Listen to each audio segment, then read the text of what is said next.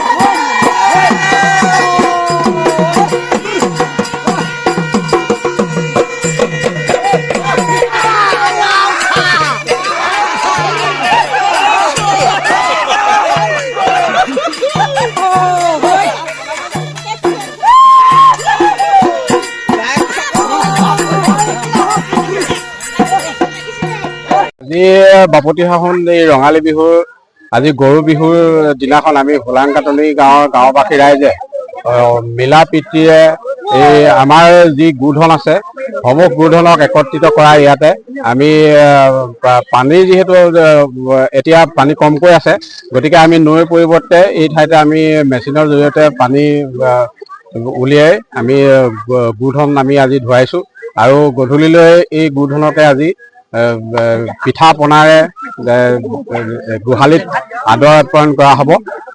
গতিকে আমি সমূহ অসমবাসীলৈ এই গৰু বিহুৰ দিনাখন শুভেচ্ছা জনাইছোঁ। সকলোৱে ভাল হওক, অসমীয়া জাতিটো ভাল হওক, সকলো মানুহ সুখে শান্তিৰে সমৃদ্ধিৰে জীয়াই থাকক, ইয়াকে কামনা কৰিছোঁ।